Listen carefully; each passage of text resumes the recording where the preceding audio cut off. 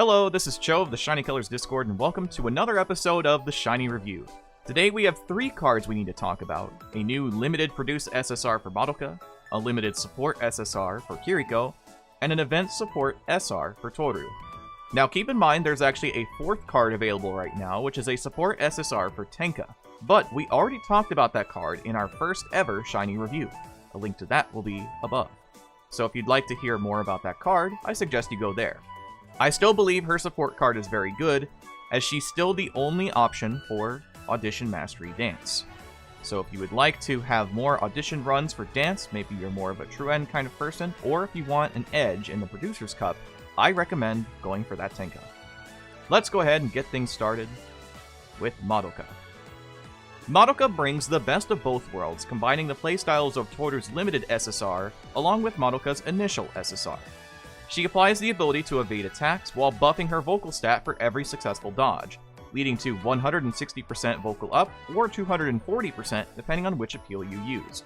She's not as big a buffer as Toru 2 is, but by no means is she a pushover, as Madoka has successfully pushed Nocchill to greater heights. In the best case scenario of a 400% vocal buff, Madoka 2 is incredibly recommended, especially when paired up with Toru 2. Madoka is an absolute must-have for this iteration of Nocchill, and might even become an incredible engine for vocal teams looking to add some intense buffing to their lineup. Her roles are center, buffer, dodge tank, and attention up, and I highly recommend pulling for this Madoka. Madoka's initial skill is a vocal 3.5 appeal that raises your evasion chance by 30% for 1 turn, and also grants a vocal 80% buff per successful dodge up to twice for 3 turns, meaning you can gain up to a total of vocal 160% if you're able to evade 2 separate attacks. This then links into a vocal 50% buff for 4 turns that also raises your attention by 20% for 1 turn and only requires Toru to have appealed before Madoka.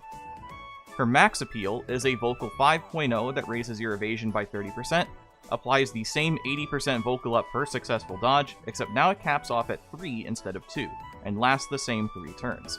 This then links into a vocal 50% up for 4 turns, and attention 20% up for 1 turn, but this link requires Koito and Hinata to have appealed before Madoka.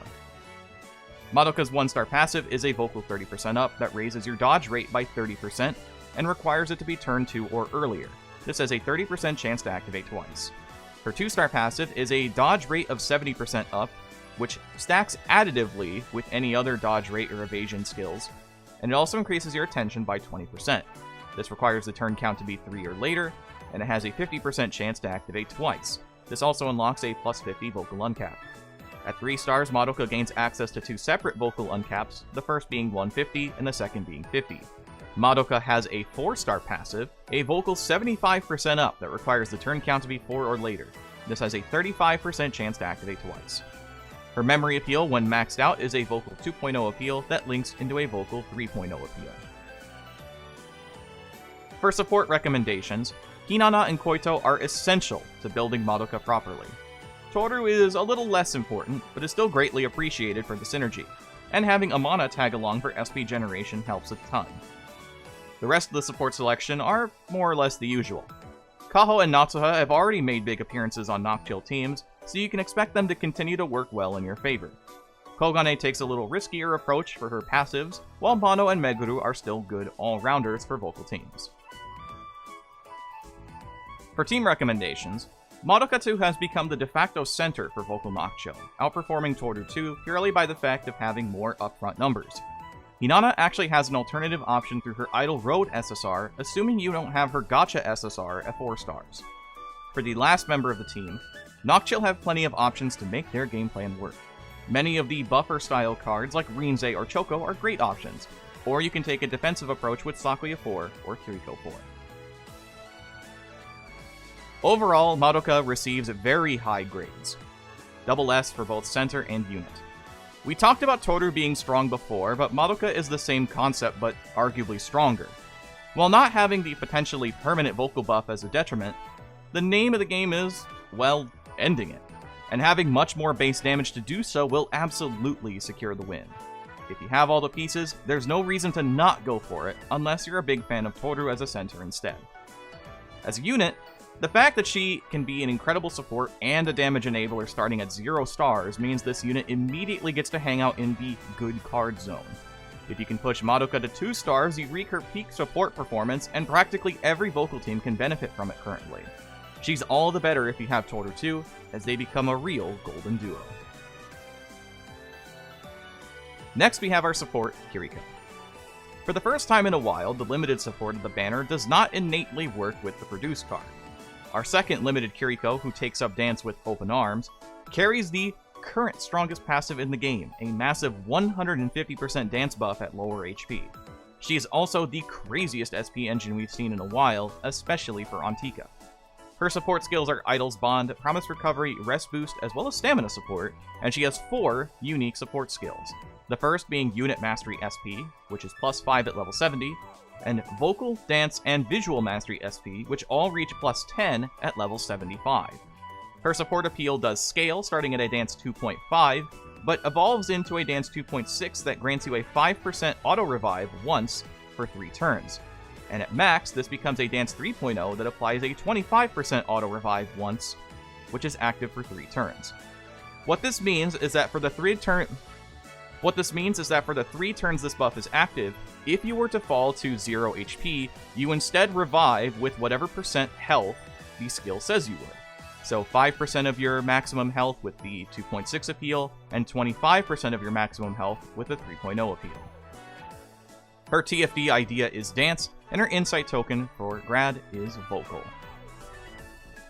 Kiriko's 1-star passive is a Dance 40% up that requires the turn count to be 4 or later. This has a 20% chance to activate twice.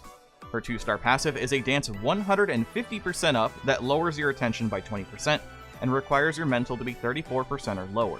This has a 40% chance to activate once. Her 3-star uncap is a Dance plus 100, and her 4-star appeal is a Dance 100% buff for 2 turns that applies a 30% auto revive for 2 turns and can activate once, and it also increases your memory gauge by 10%. Her event passive is a Dance 30% up that requires Kiriko on your team, and this has a 20% chance to activate twice. Kiriko gets a very easy double S. If you play any team that utilizes Dance that isn't Alstroemeria, you should almost certainly aim for this card. Her 2-star passive is absurd with its high damage and incredibly generous activation chance, and even teams like Hokago can ignore the 20% attention down as long as they've stacked attention up. Not to mention her scaling support appeal makes her an amazing True End or Producer's Cup support. I highly recommend pulling for this Kiriko. Lastly, we have our event SR, Toru. Toru's first SR is actually quite interesting, especially for being an event card. She's the first non-limited unit to have access to the visual uncap mastery, previously exclusive to support SSR2 Mei. And this mastery only being 1 point weaker than Mei's gives it great value. Toru might have one of the weirdest 4-star appeals in a long time, but she's a very solid event unit. Her support skills are Idol's Bond, Promise Recovery, and Rest Boost, and her unique support skills are Visual Mastery Visual, which reaches plus 5 at level 65, and Visual Mastery Limit Up, which reaches plus 4 at level 60. Her TFD idea, as well as her insight token for Grad, are both visual. Toru's 1-star passive is a visual 12% up that requires you to be in the visual position. This has a 30% chance to activate once. Her 2-star passive is a visual 20% up that requires the turn count to be 3 or less. This has a 30% chance to activate once. Her 3-star uncap is a plus 50 to visual, and her 4-star appeal is a visual 2.3 that applies a visual 25% buff until you take damage. And her event passive is a visual 8% up that requires Toru on your team, and it has a 30% chance to activate twice. Toru receives a B+. Nocchill may not have immediate use for a visual support in this current climate, but if you wanted to see what it's like to use something like the visual Mei support to a lesser degree, Toru can absolutely do that for you. She's by far one of the most interesting event cards we've ever gotten, and I hope this trend continues going forward. I recommend farming for this Toru. And that's going to do it for the video today. Thank you so much as always for watching. In fact, just recently, we passed 283 subscribers. We hit that Tsubasa number. So thank you so much for subscribing, and if you haven't already, make sure to hit the button if you enjoy what we're doing here on the channel. Next time, we're going to talk about whatever banner comes next, and don't worry, we've still got that side project working. It's just been hard to find a lot of time. But I assure you, it'll happen soon. So, till next time, I've been Sho, thanks for watching, and have a wonderful rest of your day.